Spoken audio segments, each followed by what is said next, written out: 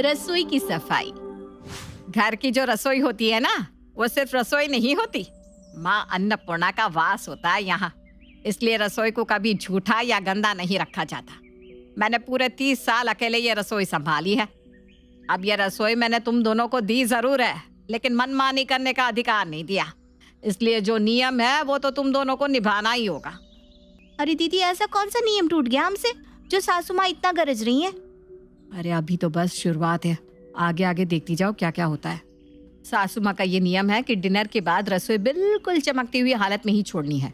Kitchen का फर्श हो या डाइनिंग टेबल, सब कुछ बिल्कुल चमचमाता हुआ ही छोड़कर किचन बंद करना है।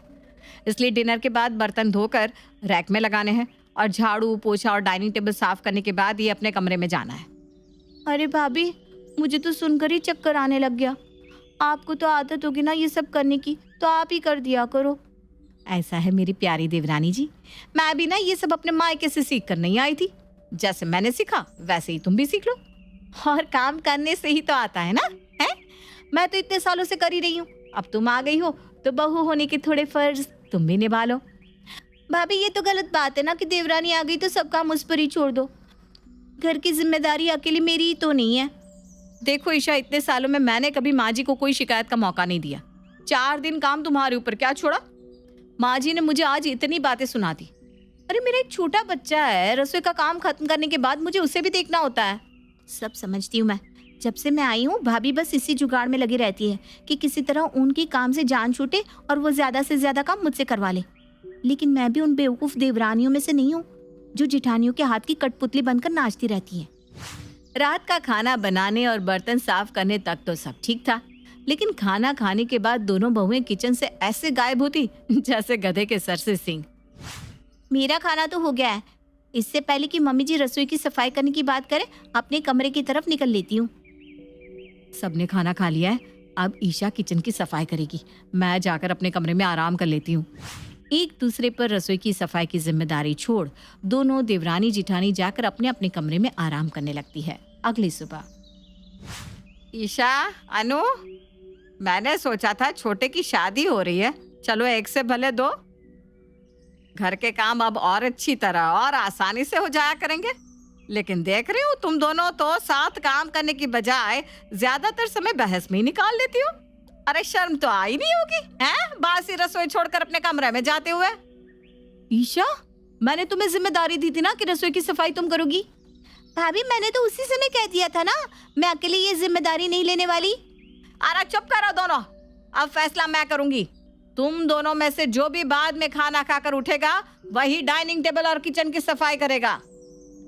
ये हुई ना बात। अब देखो कैसे मैं 5 मिनट के अंदर सारा खाना खाकर रोज सफाई से बच जाऊंगी। ये तो बड़ा आसान काम है। अब तो भाभी को ही रोज सफाई करनी होगी क्योंकि मैं उनसे पहले ही खाकर उठ जाऊंगी। अगले दिन डाइनिंग टेबल पर।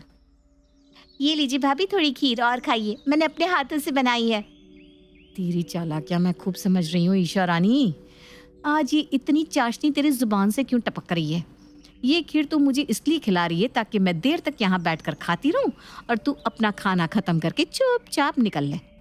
अरे वाह ईशा, खीर तो वाकई बहुत अच्छी बनी है। अच्छा तुम भी ना एक रोटी और ले लो, देखो ना कैसी दुबली होती जा रही हो।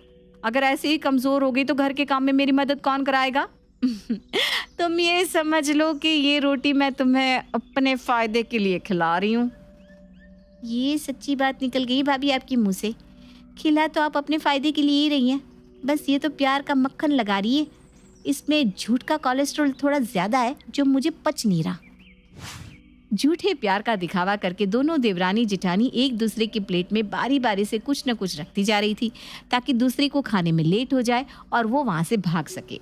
डिनर के बाद मेरा पेट इतना ज्यादा भर गया है, लग रहा है अब फूट जाएगा। हे भगवान, किचन की सफाई के चक्कर में ये क्या मुसीबत मोल ली मैंने।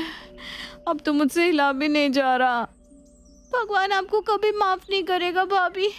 ये जो झूठा दिखावा करके आपने 3 वक्त का खाना मुझे एक बार में खिलाया है ना, कयामत के दिन इसका भी ऊपर वाला हिसाब जरूर लेगा। हाय मर गई मैं। ओवर ईटिंग वाली घटना से ईशा और अनु इतनी डर गई थी कि अब उन्होंने ओवर ईटिंग ना करने का पक्का इरादा बना लिया था। अगले दिन से दोनों बहुएं खाना खाने में अलग तरह का कंपटीशन करने लगी थी। अगर अनु 3 रोटी थाली में रखती तो ईशा 2 ही रखती। अनु 1 कटोरी सब्जी निकालती तो ईशा आधी कटोरी निकालती, ताकि उसका ही खाना पहले खत्म हो। इसी बहस में दोनों अब आधे पेट खाकर ही उठ जाती, और जो भी इस कंपटीशन में थोड़ा पीछे रह जाता सफाई का टिकरा उसके माथे पर ही फूट जाता। एक दिन रात के 1 बजे, अरे यार, ईशा के बहस के चक्कर में आज मैंने बस 1 ही रोटी खाई। अब मुझे तेज भूख लग रही है, क्या करूं? ऐसा करती हूँ, रसोई से बिस्किट लेकर खा लेती हूँ, कुछ तो भूख शांत होगी। बिस्किट खाकर अनु के पेट में कूद रहे चूहे थोड़े शांत हो गए थे। अब तो ये अनु का लगभग हर रोज का काम हो गया था। पहले आधे पेट खाना और फिर आधी रात के बाद रसोई में खाना तलाशना।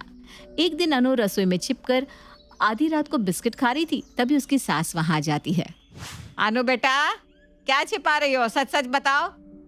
नहीं नहीं, मैं क्या छिपाऊंगी, बस मुझे थोड़ी भूख लग रही थी तो किचन में बिस्किट लेने आई थी। ठीक से खाना नहीं खाया था क्या? नहीं मम्मी जी, आज मैंने 1 ही रोटी खाई थी ना, इसलिए भूख लग गई। बेटा, मैं कई दिनों से देख रही हूँ तुझे। तू रोज आधी रात के बाद आकर रसोई में खाना ढूंढती है। और सिर्फ तू ही नहीं, तेरे जाने के बाद थोड़ी देर बाद तेरी देवरानी भी आएगी, अभी पेट पूजा करना है। क्या? ईशा भी आधे पेट खाकर उठ जाती है? देखा देखा आपने मम्मी जी, काम से बचने के लिए वो जानबूझकर आधा पेट खाना खाती है। अच्छा, और तू क्या कर रही है? तू भी तो वही काम कर रही है ना? अनु और उसकी सास बात कर रहे थे कि तभी दबे पांव ईशा भी रसोई में आ जाती है। तू भी आजा, तेरा ही इंतजार था बेटा। तूने भी आज 1 ही रोटी खाई होगी, इसलिए तुझे भी भूख लग गई है ना? अरे लेकिन मम्मी जी, हाँ, आपको कैसे पता? बेटा, पता तो मुझे ये भी है कि तुम दोनों ने 1-1 रोटी खाई क्यों थी। इसीलिए ना, ताकि तुम दोनों को रसोई की सफाई ना करनी पड़ जाए।